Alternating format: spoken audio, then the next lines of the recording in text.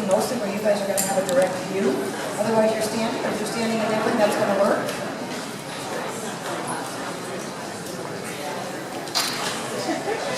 Where's my hair?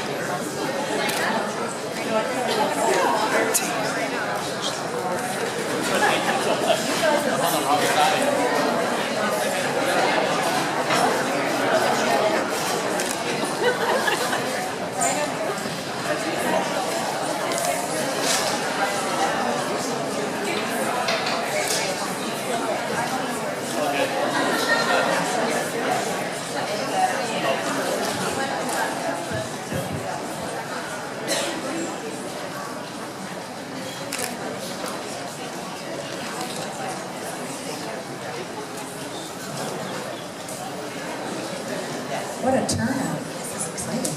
Okay. I am going to cut to the chase. I am Amy Cole, and I am an executive search recruiter, and I am a career catalyst, and I welcome you guys for coming. This event is not about us, people in this panel. This event is strictly about you, and I mean that sincerely. We build communities around people and empowering each other. So we're here tonight, all 5 of us up here, and everyone in this room also, to elevate your career. I also want you to learn how these successful industry leaders have made a change in the industry or are succeeding today and will be succeeding in the future. I also want to talk about how they succeeded in their careers and what it has meant to them and how they actually did that. In addition, how and why do they hire talent? Who is out there that they need to find? And who do you need to be for them to find you? So my goal tonight is to help you get your professional edge on. I love that line. And although it is a night, we're going to have a lot of content, it's going to go lickety-split. And in this small time, we will spend an hour here, and we are open to questions at the end.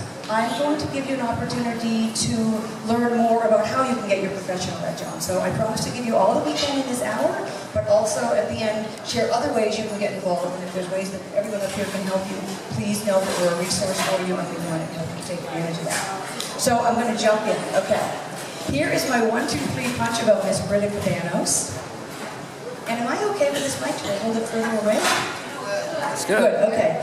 So this is an East Coast gal that went west. Let's put that. She is creative, always, from FIT. And she's been 15 years in athletic and performance and had a 10-year stint on the West Coast with Nike and won the gold when she made Olympic swimwear for Nike. You're going to learn more about her later. She is currently the founder of Creator Capital Design, as well as co-founder with David of Inside Fashion Design, which is an online resource and training program all about business development, design, and fashion. David, on the other hand, is a West Coaster that came east. He's a UCLA athlete. Nike fell in love with him, and then they hired him corporately. He went up the ranks for 30 years. And not only did marketing and sales, but he ended his term with them as Vice President of Global Merchandising, launching Air Jordan. So there'll be a lot of industry know-how in the corporate world from David. Red Carter. Red Carter is a personal friend and someone I grew up with, but an absolute icon in the industry. He is a designer of many, many things, home, apparel, resort, and swim to his name right now, Red Carter Swim. If you guys have a sexy bikini somewhere in your closet, it may very well be Red Carter.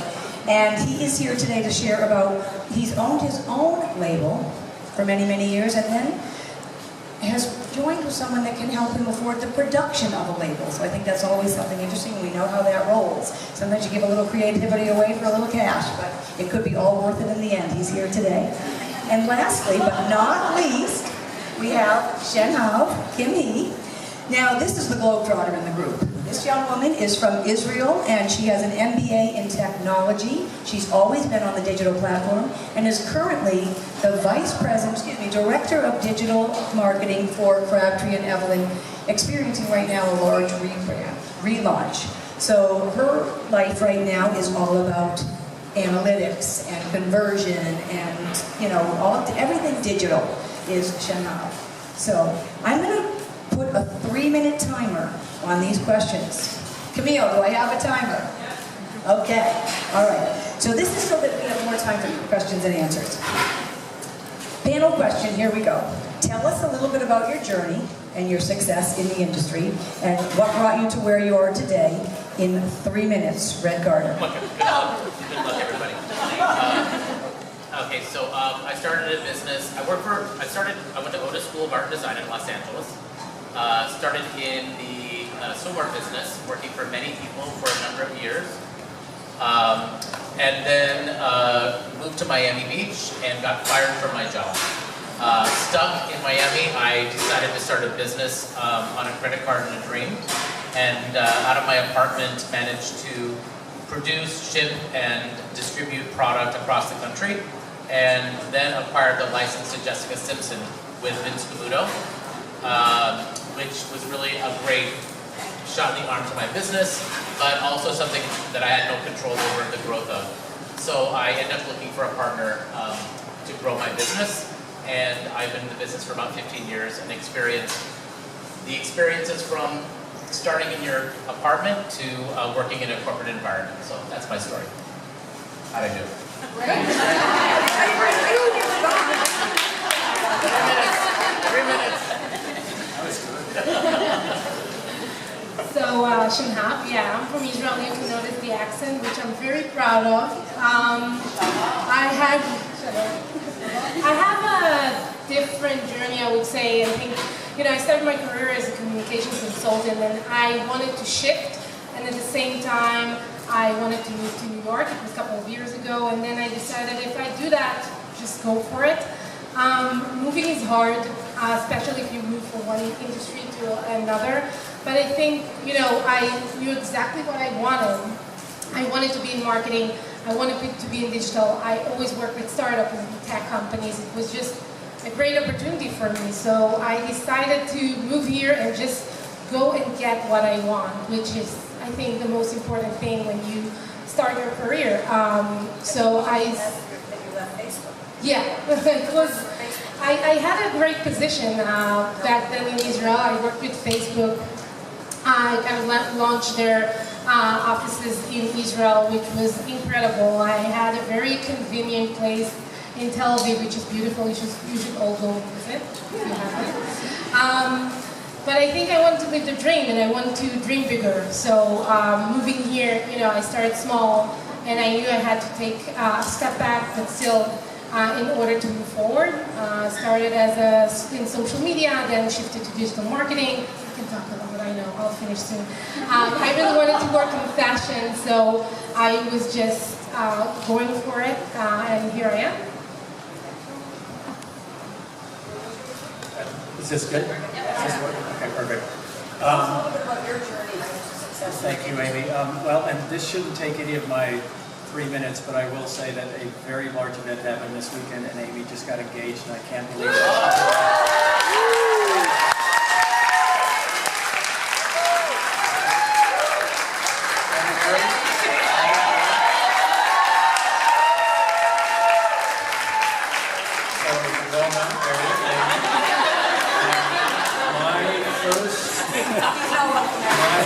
My first encounter with Amy was yesterday. And the first thing that she did was she showed and put the ring right in my face. Just so everybody knows. So my name is David Brown. I take a little different approach from this esteemed group, and I'm honored to be here and excited to be here to share any information that I may have for you. I went from basically, we'll call it crib to almost burial, because I spent my entire career at one company, which no longer happens today.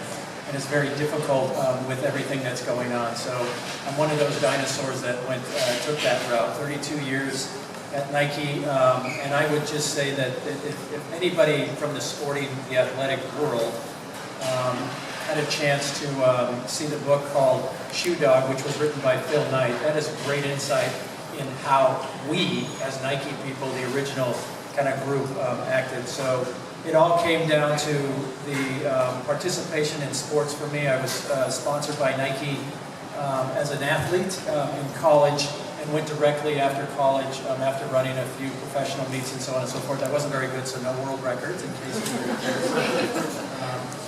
The older I get, the faster I get, so just so you know, back in those days. But I went from there, and I've always been just a fan of athletics, and it was a dream for me to get to be a part of that company. When I started with Nike, it was $500 million, and when I left, it's $32 billion. So I was part of that, hopefully $32 billion of which went everywhere from sales to product creation to marketing, anything and everything that had to do with Nike. And that's the whole gist of my successes at Nike, was the ability, which is what I would say for you, outside of the ability to handle multiple tasks. Shoe Dog says if you didn't know how to do the job, figure it out and figure out how to do it. There was an entrepreneurial spirit that lived within Nike and still does today. And it's one of those things that helped me be successful in that I can continue to do and learn constantly from everything. One final thing, just from that perspective, is Nike's taught me, and hopefully something that I can leave with you, is young. Always think young, be young, because as you get older, you lose some of that youth. So, that direction. Yeah, me for you went over. Yeah. Hi, everyone. My name is Britta Cabanos.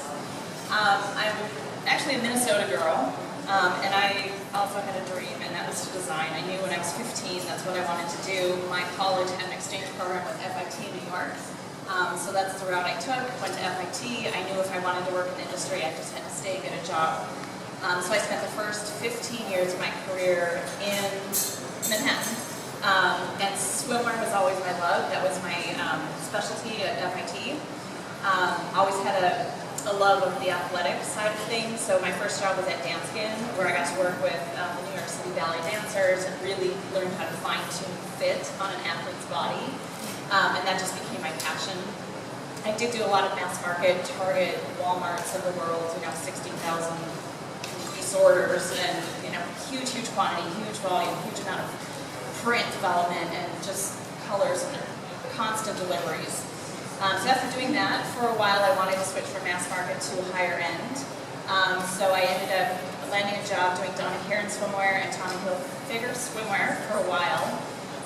And then at some point I got a call for a job at Jantzen. So in the swimwear world, Jantzen is the iconic, over 100 years swimwear company. So required relocation to Portland, which we were willing to do. Moved out there. I worked for about 6 months on some other product, and then they said, we need someone to design Nike.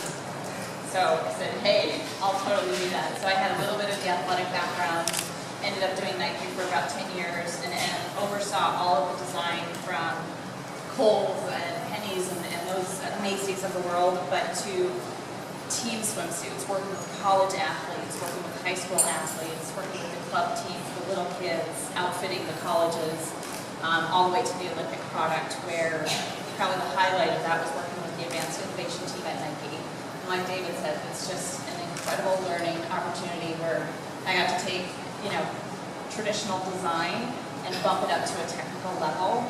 And that for me just gave the design so much more meaning, and that's what I found I was really passionate about, is incorporating all of those technologies and taking the design to the next step. So. Well, why don't you say what you're doing today, Chris? Yeah, 3 minutes. So sorry. I didn't know if I would even know what to say. So 6 years ago, I decided to leave corporate world and wanted to venture out on my own, something I always wanted to do, wanted more time with kids. So I left, and we founded with a business partner, Creative Capital Design. So we're a design consulting studio out of Portland. We specialize in active and outdoor apparel. We do everything from design, development to strategy. So we work with small and mid-sized companies. And as a branch, a spin-off of that, we started Inside Fashion Design, which is this online platform where our goal is to build community and support and a network for people like all of you and all of us. So we're sharing blog stories, we're telling inside views of what it's like to be a design assistant at Nike or here or anywhere in the country, really. So we're building stories, we're offering workshops now. So we've got a whole network of industry executives out in the Pacific Northwest that are teaching 2-hour workshops in our studio and we've had great response, and we're building that up. And so part of being here is to learn from you all what else you want to learn, and how can we tap into some of these 30-year industry vets and offer you some support and guidance. So that's one of our big things.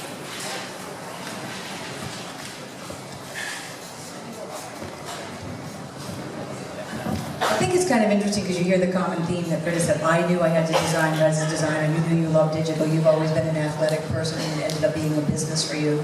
I'm a people person. I was the cheesy Girl Scout when in high school I wore that Girl Scout uniform to school. Can you imagine? Oh my gosh. And I actually was proud of it. I had thought nothing about it. I'm like, rally the troops, let's come on down, everybody get together. So it's funny that today I would be an executive recruiter connecting people to more people and helping people get their professional edge on. So I get a kick out of hearing everyone's story. Okay. Let's talk about the biggest challenges or the number one issue in your category of the industry today or the industry on a whole. And I am going to ask that you keep it quick and to the point, but really think about what do you feel right now if you were to excel in your industry, what is something that you've got to come over as a hurdle and how can you come over that hurdle? Red? Oh God. I feel like I'm always on the spot answering first, so I'll start. I wanted to be last. Okay, I'll say so. To be honest, I think one of the most important aspects of watching what's happening in the industry is to see the shift from retailers to direct-to-consumer.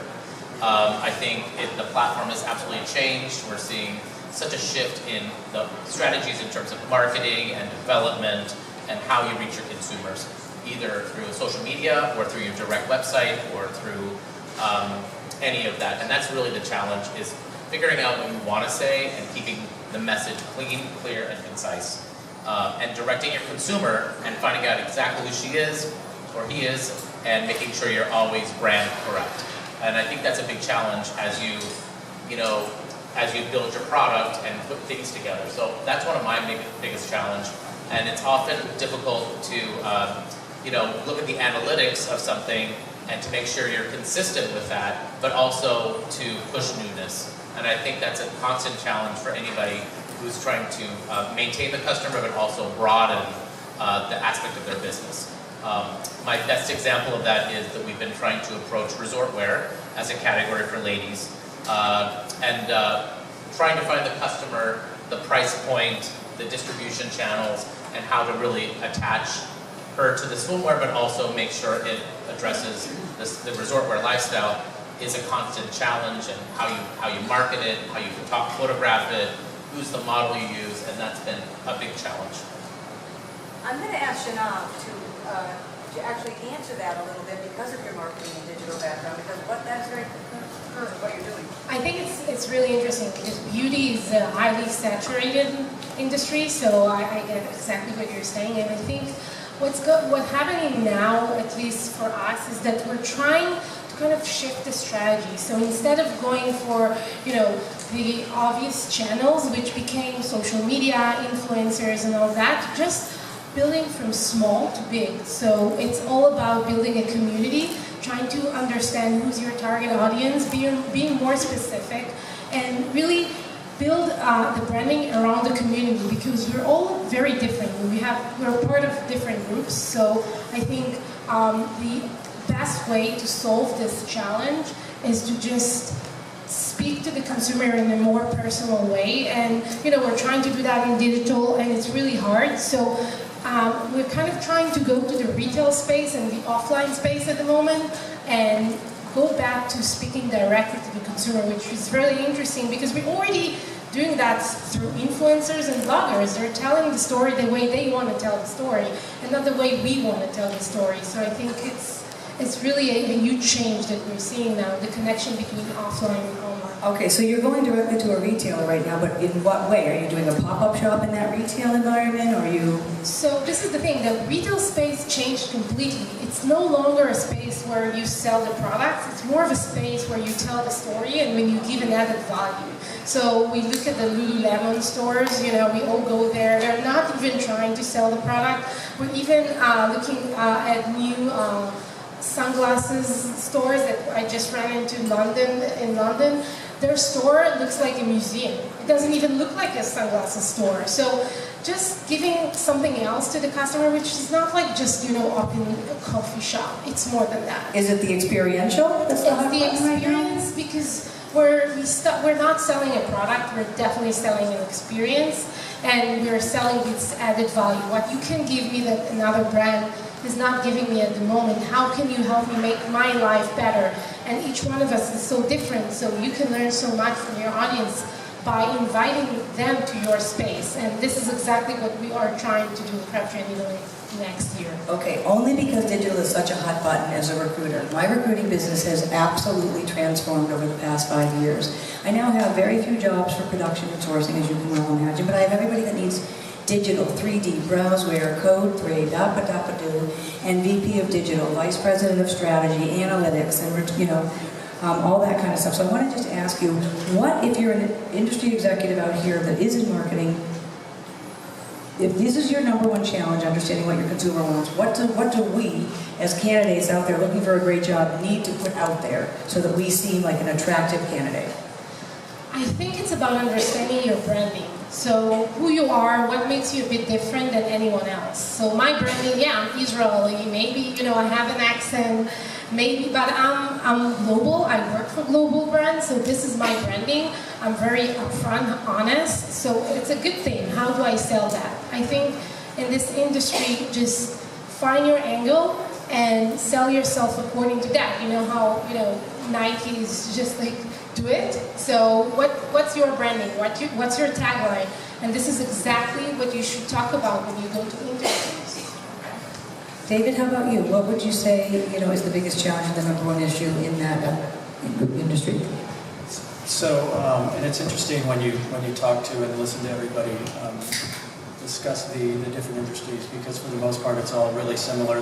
The vernacular changes a little bit, but it's all similar. Know your consumer, find the community, just really focus on the things that obviously make your brand stand out more than anything. I think the biggest thing that obviously the industry that I come from, but it's not specific to my industry, but there are obviously things are moving so fast.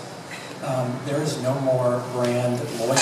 So the brand loyalty is now going because there's so much stuff that people can buy at any time, anywhere, from anybody, and even anyone in this room can just start to make something and put it out there and do it online or however you're going to do it socially.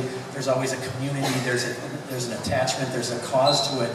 So the loyalty comes down to we are all social creatures, being human beings, social. So we need to figure out that connection with those social, to interact and to be a part of that, the social communities that everybody's coming to, because those are the companies, the small pop-ups, and the small startups that are really, really making a difference now are those that are creating something that someone can relate to. But it's a loyalty factor. Nike has huge loyalty, but it's nothing. All these consumers and all these customers are going away just because they can buy stuff anywhere, and it's all about the price, specifically in the U.S. So. What's your industry challenge? Maybe as a creative design consultant, how are you building your business as a creative design consultant? So it's a really tough industry out there, and there's kind of an attitude or philosophy that we're taking, and it's disruptive design thinking. So we try to approach things opposite of what you would expect. So if everyone's doing this over here, what can we offer that's total opposite? So it's just, you have to kind of shift your thinking, and it can be riskier, obviously, because you want to have your best sellers, and you have to repeat those styles that everyone wants to order over and over again. But I think if you take a percentage of your product or a percentage of your brand, or maybe it's a private label brand that's separate, where you can take the risk, push the envelope, and then you start getting a read on what they're responding to, and then you can start building from there. There is so much product out there, there's so much noise, like we were saying, and I think it is just finding those little opportunities. It could start really small, but could turn into something much bigger. And I'll tell a quick story. Being in the swimwear world, that's really where most of the space I live in. Years ago, we heard of a brand, maybe you've heard of it, called Jolin. So Jolin was a bikini company. They had one style, and they had no cups. It was teeny tiny fabric, They sold it in California out of the trunk of their car. That was, I don't know how many years ago, do you know? And now, yeah, and now everyone's knocking them off. We had to include the Jolie bikini in some of our other brand lines because everybody was asking for it. And they started with one bikini out of the trunk of a car. So if you can think of ways that are disruptive like that, or just do it differently and finding your community and building it that way, it can grow into something incredible. So it's just finding your, it's not easy, but you gotta try it and just see what works. I think technology, though, is a challenge that you guys haven't really mentioned right now. I mean, it's, at least for me, as I work with, private brands, corporate brands, they need me to find men and women that are very technologically savvy. Not only in the marketing space, but in the tech design space and in the sales category. Silly as it is, that Salesforce thing. You have to be a rocket scientist sometimes to figure out all these different platforms, or merge all the platforms is something that we're finding is one of ours challenges. And then for candidates on the challenging side as a recruiter, that the candidate hasn't branded themselves well enough online. Because the minute Jackie was hired with me, and she could be on the phone with me and check in the name of the guy I'm speaking of into LinkedIn, and say, yeah, but this guy didn't, this guy didn't, this guy didn't. And I said, well, maybe his LinkedIn isn't updated. I just sat down with him. He's exceptional, believe me. But that's her go-to, and it should be her go-to. That is what we have to do today. So it's like your Instagram. If it stinks at Crabtree and Evelyn, I'm not interested. So the digital world has really shifted how we address human beings as well as products, and how that one suit gets knocked off so quickly, right? It's just too fast. She's talking about me because I did not update my LinkedIn profile. I was letting everybody know inside scoop secret. I have not updated my, and I'm in trouble. She's You are in reminded trouble. me already. You are in trouble. Just letting everybody know. Okay, all right. So, as industry leaders, because you have a lot of expertise up in this panel and you've been around a while, our audience really does want to hear about what are the qualities of the top talent and how are you finding them?